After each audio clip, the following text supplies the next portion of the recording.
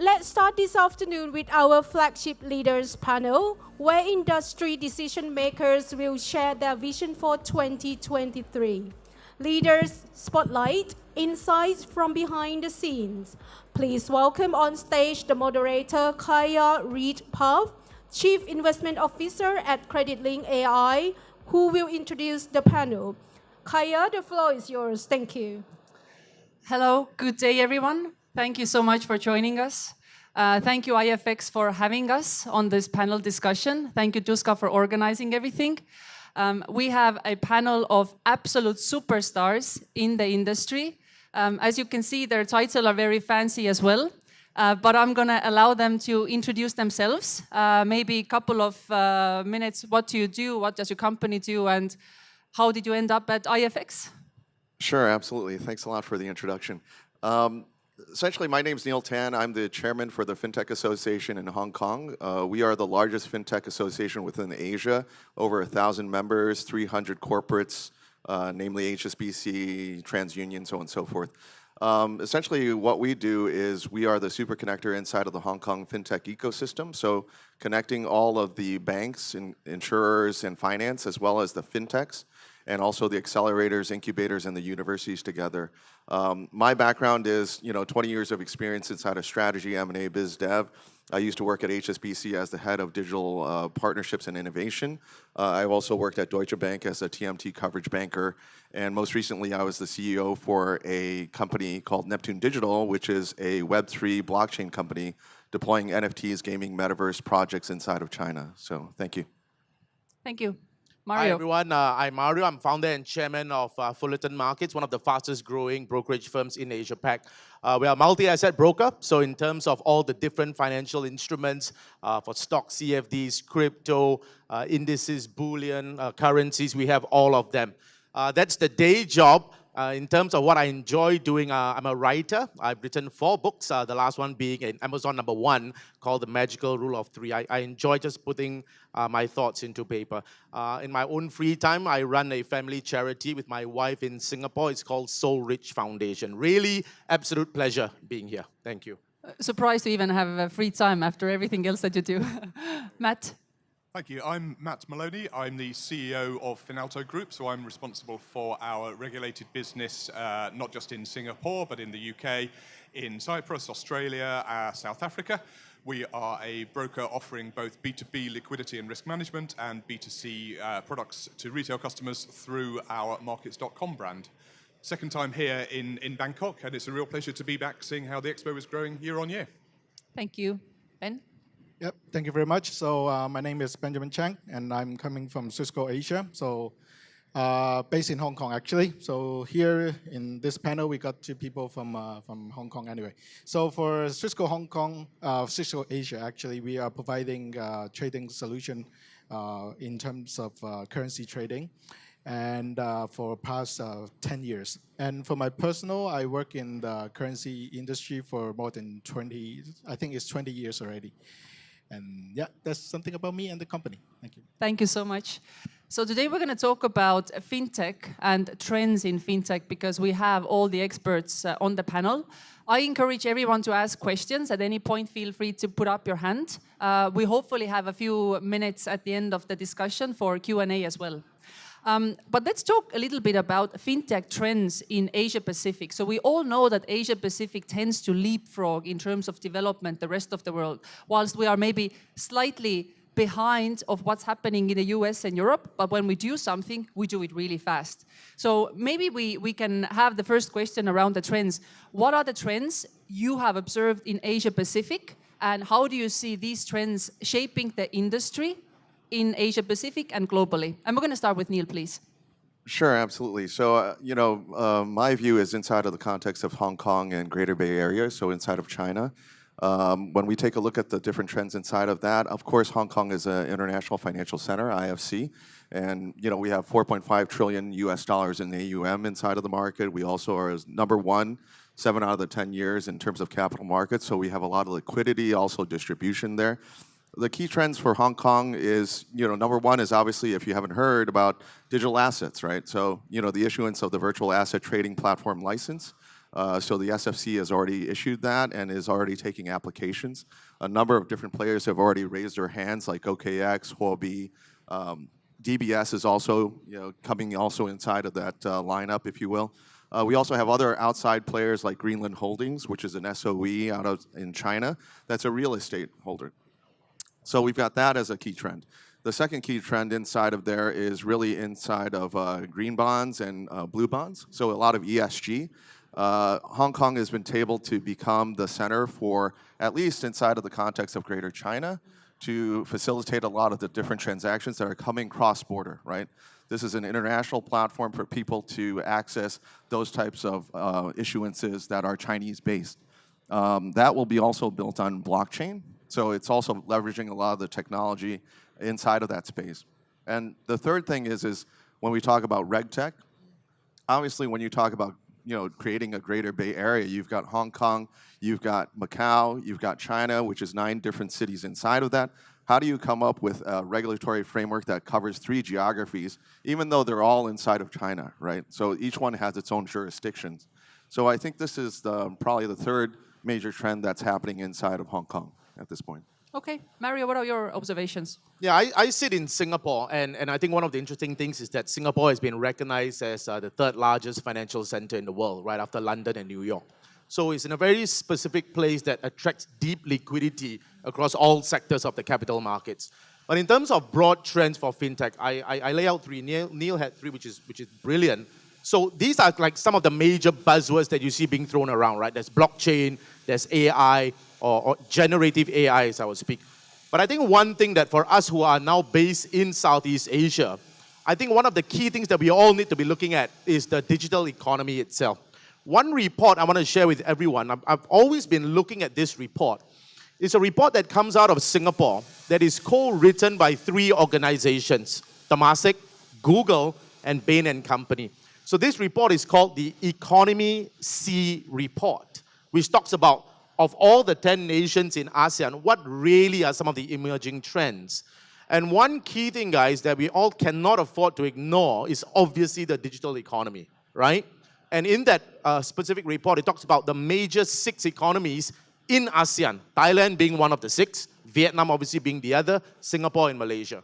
So I think in terms of the digital economy, and if you break it down specifically, just some nuggets for you guys to take away, there's online media, there's ride-hailing as they speak, but something that we are all connected in here is financial services. So financial services is something that is going to be a key pillar, obviously in terms of fintech trends, and in terms of the size of that whole entire economy, it looks like it's going to hit like $1 trillion in the next 7 years. So I was speaking with Kaya just now earlier. I think payments under the entire financial services is something no one can afford to ignore. All right, so fintech trends, 3 broad things, blockchain, AI, these are buzzwords you hear, specific into the digital economy, and then payments, whether is it banking as a service, whether is it DeFi, whether is it mobile payments. I think payments is something that kind of pulls everything together, right? If you think about it, whatever pillars you want to be in, you've obviously got to have payments as a solution. Super interesting. Matt, what are your views on that? Thank you. So I'm incredibly privileged to lead a global business, and what we see, whether we're talking about Asia Pacific or the wider world, is that increasing demand for personalization, a bespoke service. It's no use just trying to pump out exactly the same product globally. You've really got to think about each of the target audiences, your local geography, right from the inception of a client relationship. How do you go out and how do you market? What specific payment requirements are there? What liquidity needs are there? What risk management solutions? Localization of the platform, the languages that you need to support a customer. So whilst it's incredibly important to have the support and the backing of a global organization behind us, what really makes the difference is localization. And that applies wherever you are in the world. I think this is a good point that you raised, Matt, and this is something we discussed earlier as well. Asia Pacific is often seen as one big region, as sort of for Europeans and Americans, sometimes like one country. There are so many different underlying countries, the regulation, the culture, like you bring up, Matt. I mean, you have to have the localization. I think it's completely underappreciated. But we're going to talk about regulation a bit later. Before we go to that, Ben, any views from you? Well, as you wanted to talk about the regulation, and for me, I also want to talk about the regulation as well. So it's actually referring what Neil just mentioned about in Hong Kong. Actually, digital asset has been start regularizing. I think in June this year. So the framework has been out from the regulator, and from our perspective as a market participant, as a financial intermediaries, for us, we also planning to have this kind of regulator activities in Hong Kong and also to the region, to the clients in the region. Because from our perspective, clients, they feel more comfortable or confidence to invest in this kind of innovative products as long as they have been regulated. So from what we have seen is this kind of, especially for digital asset, the crypto, the virtual asset, that will become more regularized and it will become more popular, common in the region. Okay. So let's continue on the regulation topic, because I think we can't get around that, given that we all are part of financial services. Often fintech innovation and regulation, they sort of conflict each other. We have seen increased regulation coming out of Hong Kong, as Neil mentioned. We have seen this in Singapore, as Mario pointed out. So how do you balance between the two? How do you innovate within financial services while making sure that you adhere with all the relevant regulation, and how do you sort of leapfrog, if I may use the same expression, your competitors? Let's start with Ben this time.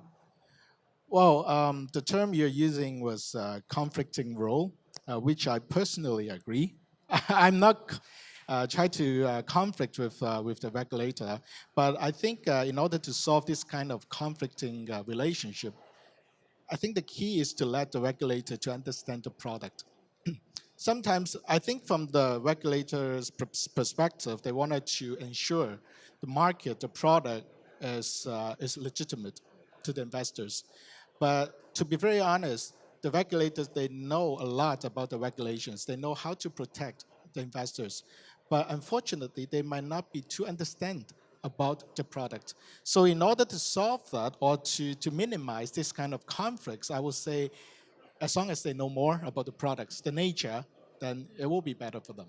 But isn't that the tricky part? I mean, my experience with different regulators across the world, and more specifically with MAS in Singapore, is that, like you rightfully point out, they are really good at understanding regulation, but not so good at understanding innovation and the problem you're trying to solve for the client perspective.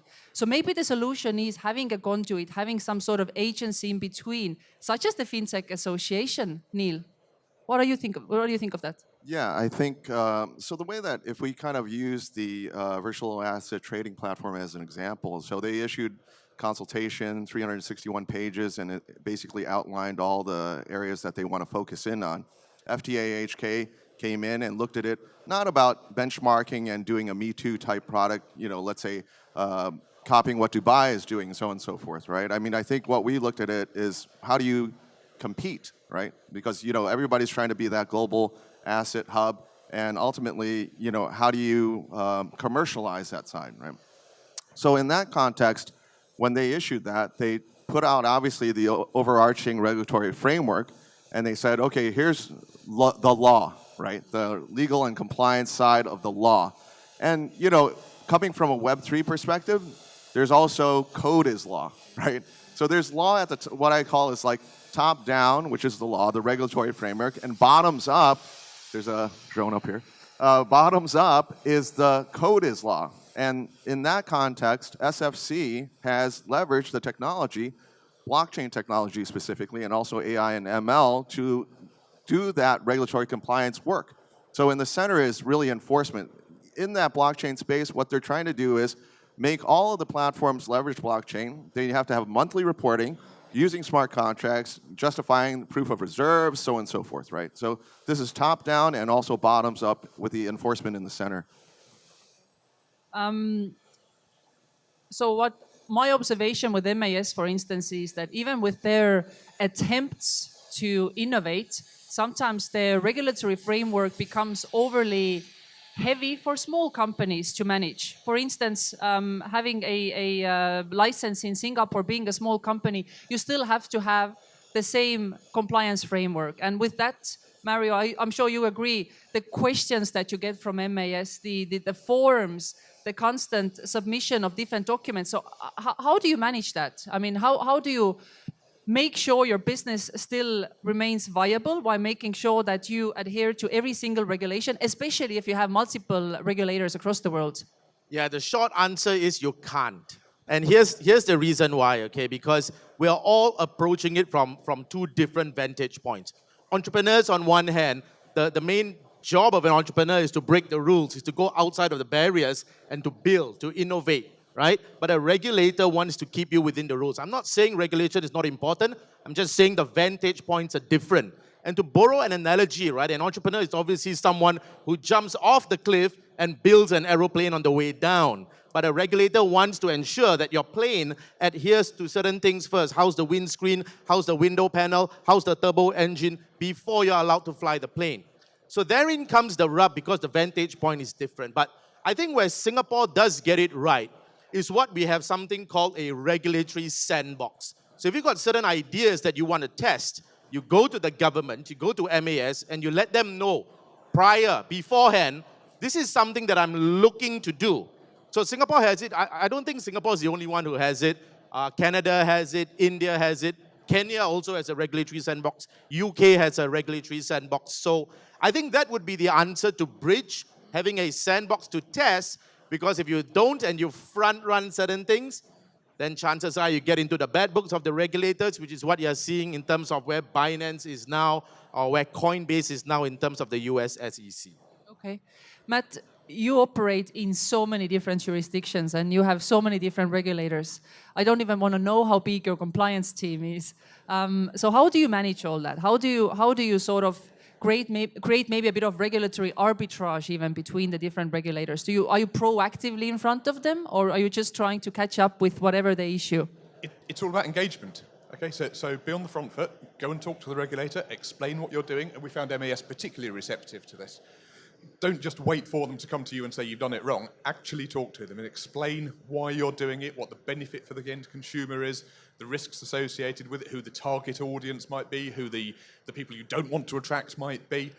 And actually, so much technology lies behind this that if you build your product flexibly in an agile way so that you can make changes in response to the ever-changing regulatory landscape, then you've got a real good foundation for growth.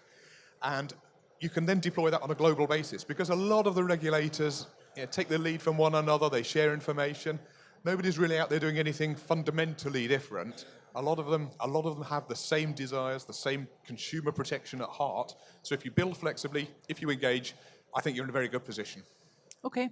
I'm just going to open up the floor for any questions, because we have actually quite sizable audience. Does anyone have any questions for the panelists at this point? Everyone's very shy. Let's talk a little bit about digital assets, because that has come up a few times during our discussion. Digital assets obviously have been around for a long time. We've had all the hype and blockchain being the sort of lead instrument. Now there's a bit of less talk around crypto because obviously the market has turned, but nevertheless the asset class as such is here to stay. And we see it in different shapes and forms, be it even central bank digital currency. What are your views? How is digital asset as an asset class developing? How is trading around that developing? And what are the trends for 2023 and beyond within that sort of more narrow sector? Neil, maybe we start with you. Yeah, sure. So if we kind of look at that, obviously Hong Kong is going into the virtual asset space, and not only just doing professional investors and also institutional investors, but expanding into the client base, into retail. Many of the other jurisdictions are taking a step back, and if you kind of look at the sort of U.S. situation, it's quite tenuous right now. So what we see inside of that is, number one is developing this as a overarching wealth portfolio. I mean, we're looking at it from that perspective because, like I said, we have like 4.5 trillion. 1% of that, of course, everybody always talks like, put in only 1%, and some guy goes like, all right, I'm going all in, right? So, but but ultimately, what we're trying to do is have that type of asset class available to all of the types of investors, right? So I think that's number one. Number two is inside of the context of central bank digital currencies that you mentioned, CBDCs. That's a huge trend. Hong Kong has initiated an entire trial inside of that. So of course, Hong Kong has two different areas of expansion inside of CBDCs. Of course, eHKD and also eRenminbi. Both are doing different trials right now. Specifically on Hong Kong dollar, there's 16 different trials that are going on right now, specifically inside of payments. So standard plain vanilla payments, time-based payments. We've got different people inside of it, Bank of China, Standard Chart, HSBC. We also have Visa, we have MasterCard, and we also have folks like Ripple inside of it, right? So Ripple is doing a tokenized asset. Tokenized real estate is what they're trying to do in conjunction with one of the TradeFi banks. And if you kind of think about it, it's like, Ripple's been under SEC lawsuit past few years, and now all of a sudden inside of Hong Kong, they're on a trial. So it's very interesting how these trends are being taken up by different jurisdictions that have a different view in terms of the regulatory framework, right? Yeah, it's fascinating, and I think we saw PBOC or People's Bank of China testing with digital yuan probably in 2020, 2021, and sort of injecting liquidity into certain pockets of the economy. But what that allowed them to do is to have controlled duration of that, whatever issuance it was, maybe it was 1 month, 2 months, and also specific use of that yuan. So thinking from a central bank's perspective, wow, isn't that a great way how to have effective monetary policy? Because effective, you control everything. You know how long you're going to have the duration, where you're going to use the money, and obviously it eliminates the problem you have with money laundering. Intrigued to see how this will span out in the US, of course, with the dollar being weaponized, if I can use that word. And now many central banks becoming slightly worried, like, should I hold USD? What should be my exposure to USD assets, especially if you have friendly relationships with US, I don't want to say enemies, but let's just say their conflict partners. Mario, what are your views on the digital assets? Because Singapore, again, is a big hub. Used to be a big hub, now it's a bit smaller hub after MAS stepping in again with regulation. Yeah, so I look at digital assets and cryptocurrencies in a framework of a larger macro view. So let's call that online trading. And in online trading, there's so many different sectors, right?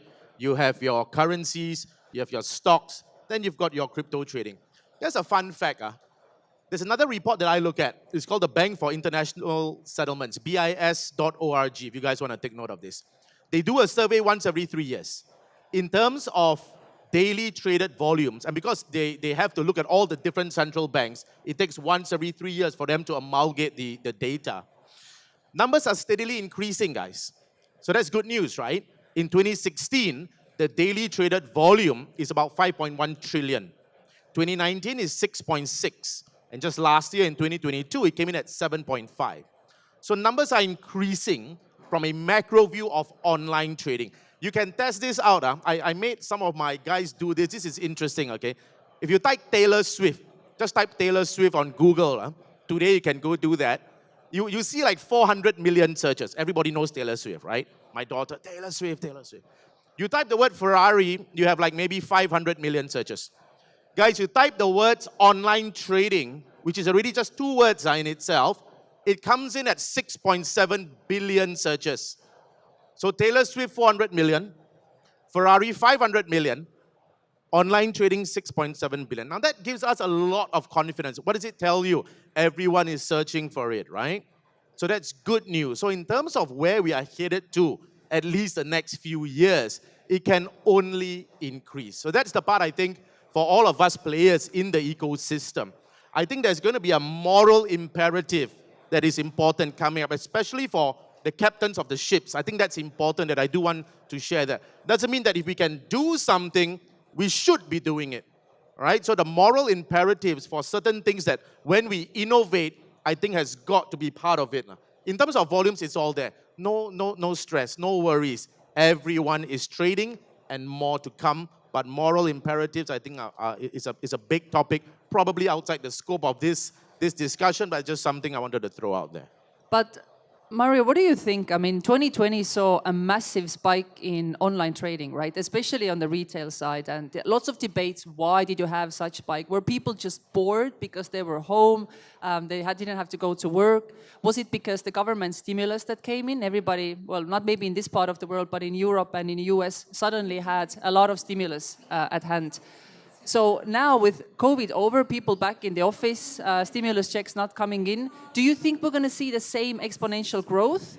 Has the people's mindset shifted now? Is there more interest in online trading? Or is this just a generational shift whereby people want to have more ownership of their own financial future, not relying on government pensions or, God forbid, maybe payslip? Yeah, the quick answer is this, right? In 2020, it's a perfect storm. Exactly those two reasons that you mentioned, Kaya, which is number one, all the governments pumping in money into the system. Singapore itself pumped in 100 billion, right? I'm sure the ECB, the Fed Reserve, Australia, everyone was pumping money.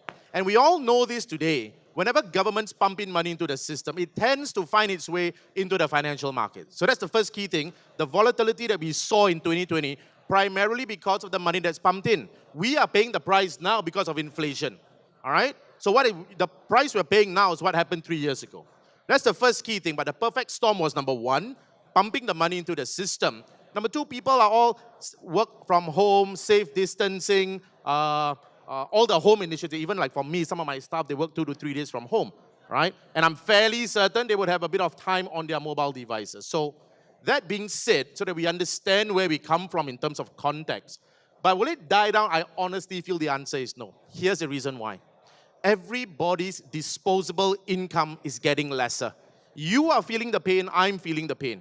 Your oil prices are going up, your food prices are going up, right? There's so many things, prices are going up. People are looking for initiatives on how we can make alternative income. So I feel it will just continue to accelerate rather than just being a one-hit wonder. Okay. Matt, do you have any objecting views? Because I know your company does not have that much exposure to digital assets. You don't support that. So what's your perspective? So we obviously have CFDs in various alternative currencies.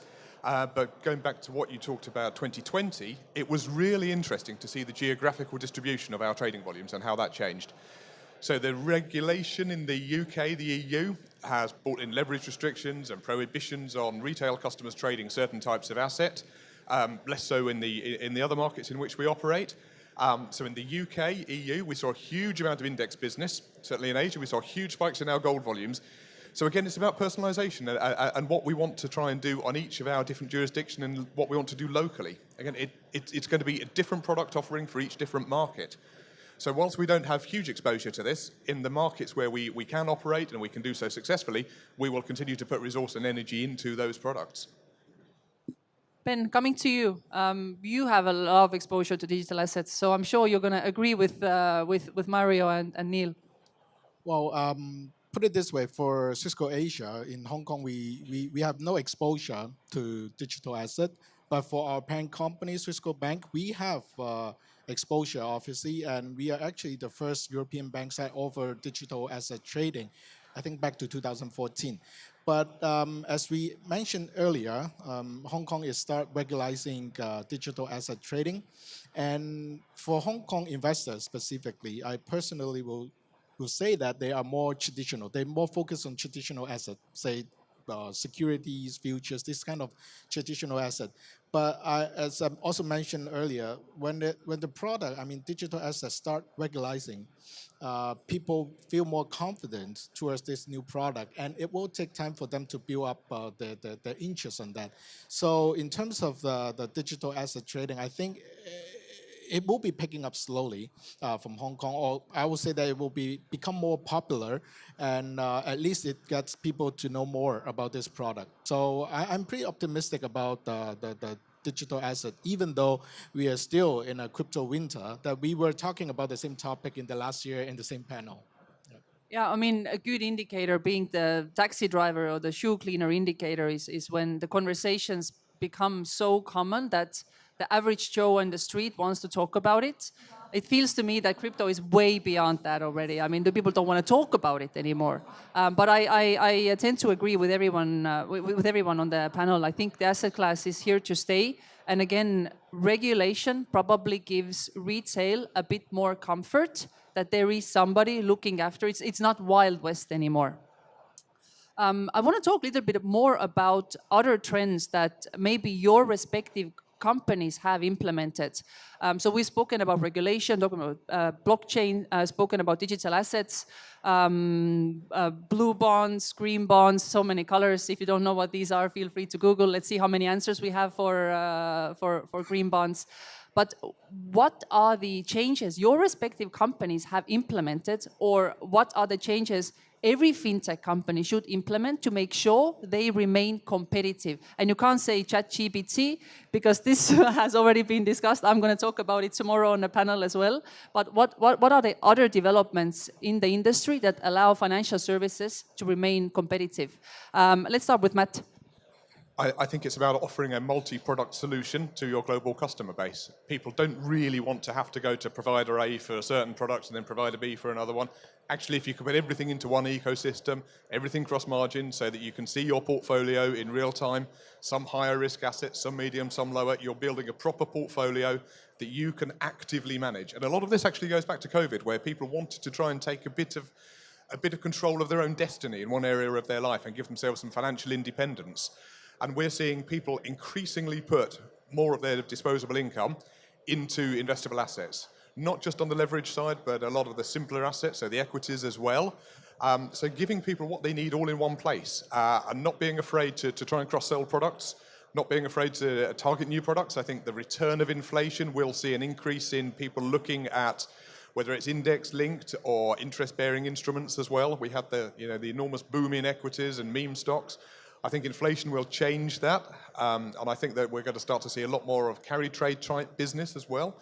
So giving people what they want and having your ear close to the ground, not just sort of kind of talking to people in the industry, but actually talking more widely, really understanding what's going on in society, that people need to have interest-bearing and actively income-generating assets as part of a portfolio. Does this come with educating your clients, proactive communication? For sure, absolutely. People really, they don't want to feel that there is a 75% chance they're going to lose their money. They want to try and take control. They want to try and educate themselves. And then interestingly, we saw that over the course of 2020, that people did get more successful. They were better traders. They took a longer term perspective. They weren't just kind of in and out instantaneously. So people were really demonstrating a lot of sensible behaviors with balanced and sensibly managed portfolios, rather than just lumping into one instrument and kind of hoping for the best. I'm going to challenge you on that, Matt. I mean, it's a great point that people made money in 2020, but if you look what the markets did in 2020, everything was going up, right? So even buying S&P 500 and staying long throughout 2020, okay, maybe let's say you got long in March 2020, that wasn't that difficult trade. So what's your view? I mean, especially now when markets are volatile, how do you educate your customers, especially when they've been burned, when they've lost money? I mean, when I see my account in the red, I don't want to even trade anymore. So how do you manage that? I think people have got a better understanding now of how leverage works. And just because somebody might offer you 1,000 times leverage on whatever it is, maybe not a sensible thing to do on your entire portfolio. So people are getting better at risk management. Okay. Neil, interested to hear your thoughts, because you effectively work with such a big pool of different market participants. How do you ensure that your constituents, if I can call them in such a way, stay ahead of the curve? Is there a lot of education involved as well, or do they tell you what they are up to? It's a little bit of both. I mean, so when we kind of take a look at it, FinTech Association focuses in on advocacy, talks about collaboration, and also education. So the truth is that we're working in terms of education, not just only on the members, but also to the government bodies as well. A lot of them are not familiar with Web3. A lot of them are not familiar with digital assets. There's other different types of technologies that need to get familiar with, whether it's AI. I know you said no ChatGPT, but those different things, right? So definitely a lot of education inside of that. But I think one of the key trends right now is, of course, what is happening inside of the markets, right? I mean, if you say, from taking on a sports analogy, like, do you play the ball or do you play the man? from a product perspective, you're playing the ball. Okay, I need to offer this type of product set and so forth. But if you're going to play the man, you have to understand what the geopolitical situation is going on, right? And that isn't to say that, okay, fine, it's banned, let's say crypto is banned in China, but it's legal in here. But looking overarching is like all the different market moves, whether it's talking about the partnership inside of Saudi and Iran and so forth. So a lot of these different things influence the market and the movements of the markets. If you talk about 6 to 12 months ago, China was an uninvestable market. Now, guess what? The narrative has spun around and they're like, we're going all in. Now, the other way is just, I think in the last 24 hours, there's an announcement by Blackstone and also Fidelity that they're offering a digital asset trading platform. What happened in that situation, and Binance getting sued and so forth? I mean, there's a lot of things that are happening inside of the marketplace. So, of course we have to play the ball, but we also have to understand the man and the markets and what's happening inside of it from that perspective, right? Okay. Mario, share us your views. On Fullerton Market side, we are definitely investing in building what we call a fintech ecosystem. So that comes up broadly in 2 or 3 different initiatives. Number one, investing in our partners. I think that's important. At the end of the day, while we can be forward-thinking and innovative in terms of the products that we lay out, I think one key thing, especially in Asia, is this one word, guys, called relationship. We've heard this sentence multiple times. People don't care how much you know until they know how much you care. And it is true. It is true. Clients are not always going to be making money. But if they know that you have their best interests at heart, they will stick to you. So scalability, while it's important from a business perspective, sustainability as the undercurrent, I think, is even more important. So I think that's the first one, investing in partnerships so that we get to know one another. We truly understand each and every side, right? So that's the first thing. Number 2, we are building our own back-end infrastructure. So in terms of proprietary technology, where certain things that we are offering in terms of assets or in terms of a CRM system, while we do leverage and work with many industry partners, we do want to be in a position to be building our own prop technology. And again, I'm sure we're not going to talk about ChatGPT, but the last thing, I think leveraging of AI tools is important. It is important. ChatGPT just being one of them, right? But the more we can leverage of such tools, I think efficiencies will be a lot faster as well. Okay. Ben, share your views. What do you think? How has your company kept itself competitive, and what could other companies do? Well, I mean, we got the request or demand from our clients about the payment in relation to payment solutions. And honestly, a lot of our clients from the region, they have some difficulties doing the payment. And I think some of our panelists have mentioned about that. So I think that's the same problem we are all facing. And one of the solutions, I'm not sure if that's the only solution or the best solution, but one of the solutions is to have like doing the payment solution via the crypto or via the digital asset. And I think this is one of the way we, Swissquote, is actually doing. And we believe that this is one of the ways to provide the easiness to our clients when, put it this way, if the clients, they could easily deposit, if they couldn't deposit or if they couldn't withdraw money from your platform, from your company, there's no way there's no interest for them to continue to trade. So I would say, as long as we could provide the easiness about the payment solution, and then clients could continue to have the interest to invest in the market. And what Matt just mentioned earlier about the multi-product, I think that's also a key that Swissquote is actually doing, and we really focus on diversification because the market is so volatile, and if we only limited our products to 1 or 2 certain asset types, then actually clients cannot diversify their risk. And I believe having different asset class product types to our clients, I think it could also minimize the risk of our clients as well. The payment stopping is close to my heart because I observe we bank with a couple of banks in Singapore. USD transactions cost us $40 to $50 per transaction, even if the transaction is $40 or $50. So I think you hit the nail to the head with that particular comment. We're coming to the end of our session, so we have about a minute left. Just going to open up the floor for any questions. There you go, gentlemen in the front. with a microphone as well, so everybody can hear. A little bit earlier, Ian mentioned about central bank digital currencies. Do any of you guys see central bank digital currencies as a real possibility that it can even happen? And if so, in how many years? I'll let you go first. Yeah, sure. If you kind of look at the, again, playing the ball, playing the man type scenario, you look at the agreement that's been signed between Iran and Saudi. What is that inside of the context of the markets is about China's energy security. And when you talk about the challenge inside of the petrodollar, those different trades will ultimately be facilitated inside of RMB. And that was where the CBDC will come into play. Mario? Okay, so for CBDC, right, bro, your question. Okay, for CBDC specifically, firstly, it's not new. If I'm not wrong, by this year, at least 20 central banks will be issuing already. It's not new.